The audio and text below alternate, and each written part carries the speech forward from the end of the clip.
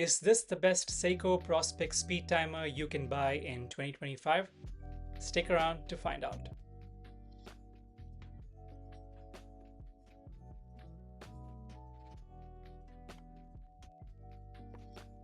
Hello and welcome back to the Wrist Pilot.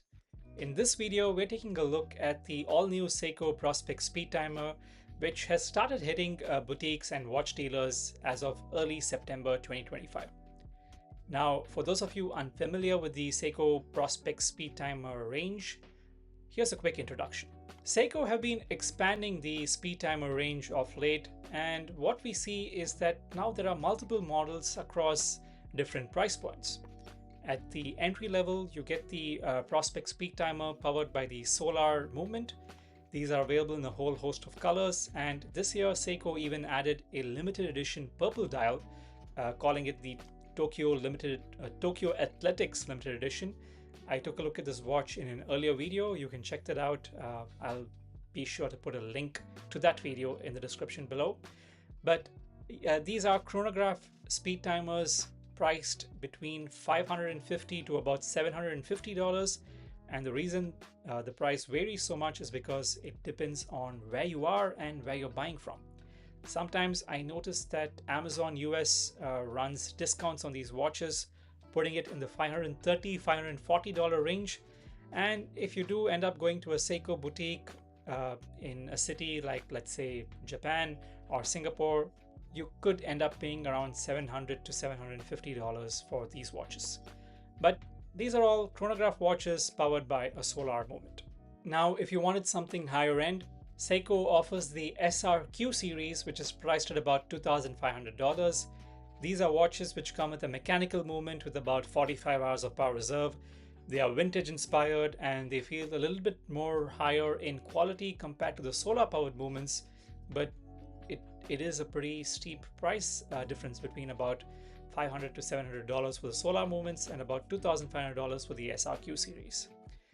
In between, you also have another solar-powered Speedtimer chronograph watch. I know it's getting confusing, but bear with me, and it is not going to get easy, by the way. Thank you, Seiko.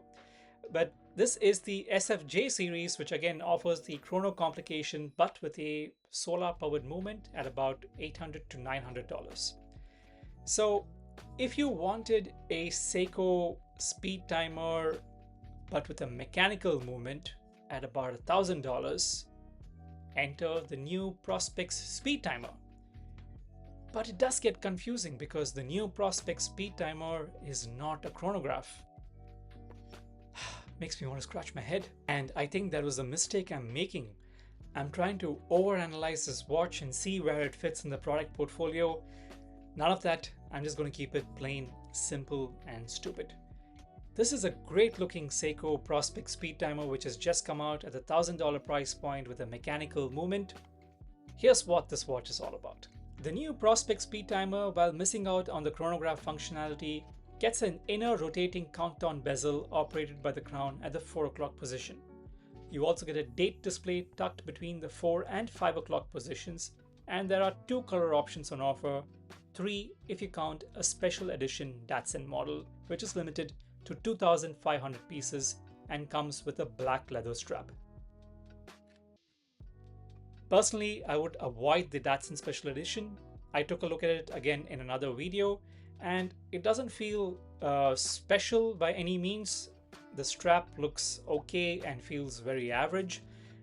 And I don't know why you would want to miss out on the beautiful bracelet which the standard Speedtimer comes in, which offers a very Jean Kranz inspired look, and opt for the Datsun model with the, it's a very run-of-the-mill perforated black leather strap. Doesn't look special. If I were you, I would give it a miss. But coming back to the standard offerings, you have 2 colors like I mentioned. The SPB 513, which gets an off-white, almost ivory colored dial, and the SPB 515, which gets the black dial. I think both dial options look great, and it's only a matter of personal choice as to which one to pick. The new Speedtimer wears very well on the wrist thanks to its 39mm case diameter with a 44.5mm lug-to-lug. At 12mm with a curved sapphire crystal, I think the proportions of the Seiko Speedtimer are bang on. Powering these speed timers is the 6R55 manual winding movement with 72 hours of power reserve. You won't be able to see any of that movement at the back. However, this watch gets 200 meters of water resistance. The reason why I'm keeping my opinions, or rather the description of the new Prospex Speedtimers, as short as possible is because I don't think you need to say too much about this watch. It's a great looking watch, really good quality, $1,000 price point seems justifiable, and if anybody asks me for my opinions on a watch which is sporty looking at this price point, I'm probably going to be recommending these watches to them, and that's what I would tell you as well. So instead of listening to tons of opinions or trying to look at every single aspect of this watch, I don't think you need to do that. These are great looking watches. If you like them, you should go ahead and buy them. There's absolutely nothing wrong with them. I would be curious to see how Seiko, or whether if Seiko decides to expand on this new Prospex Speedtimer design, because on the one hand, these are vintage inspired watches, and aside from the ivory or the black dial, the two variants which we are seeing right now, I'm curious to see what other color mix would look good on this watch while maintaining that vintage inspired look. Can you think of anything? If you do, please do let me know in the comments below. I would be very curious to see what that would be. And then on the other hand, never say never, because with the solar powered speed timers, Seiko showcased that they can truly innovate if they decide to, with the purple dial option on the limited edition Tokyo model, or rather all the new color options which came out in in the middle of 2024, when the solar powered speed timers got a mild update to its looks. So never say never, but yeah, I would be curious to see if Seiko decides to add on to these offerings besides the two colors that they have today, aside from the Datsun Special Edition. But after I finished wrapping up my filming at the Seiko boutique, and as I was heading home, I decided to stop at the Grand Seiko boutique to see if the new Moonlit Birch and the new Tentograph was on display. These are watches which were announced by Grand Seiko in mid-September, and they have started hitting boutiques, though the day when I went to see these watches, Grand Seiko were only taking pre-orders with delivery starting sometime around early October. This is the Moonlit Birch, reference SLGW007, and the dial mimics the quiet scenery of white birch trees in the moonlight as per Grand Seiko. As you can tell, the highlight of this watch is the blue dial, which looks pretty nice. The case is a 38.6mm stainless steel, and that's where I started to lose interest in this watch, because the Moonlit Birch is priced at $10,000, and for that price point, I would have thought Grand Seiko would have provided a titanium case, let alone a titanium bracelet, which again this watch does not get.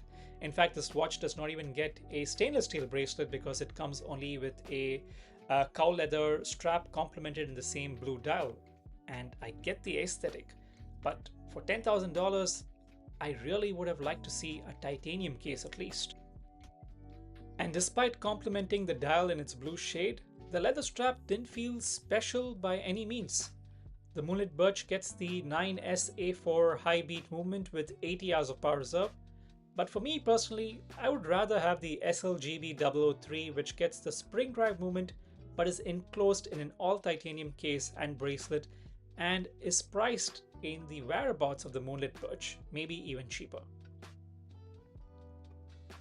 I also got to try out the new SLGC006, which is a Sunrise Tentograph limited edition model, also announced around mid-September. It is limited to 300 pieces and is priced at $22,600. For this, you get a grade 5 titanium case with some 18-karat rose gold accents in a large 43.2mm case diameter with a lug-to-lug of 51.6mm. Inside, the 9SC5 chrono movement lends this watch 72 hours of power reserve. Again, personally, for about $23,000, I think there are far better options in the watch universe than the Tentograph limited edition model. I really don't know who this particular watch is intended for. Maybe if you have an idea, please do let me know in the comments below.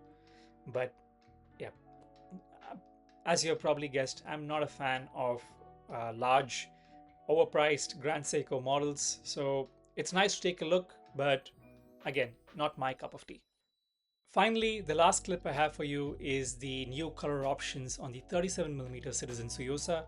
These are the purple and the dark blue shades. I can't help but think that the Tsuyosa in these colors makes for a great unisex watch as well. What do you think? Or for the watch addicted husband, boyfriend, or girlfriend who wants to gift this watch to their significant other, I think this is a brilliant option and probably a good idea to get them into the watch collection or the watch enthusiast game as well. And of course, let's not forget that this watch does not break the bank at about $300 in price.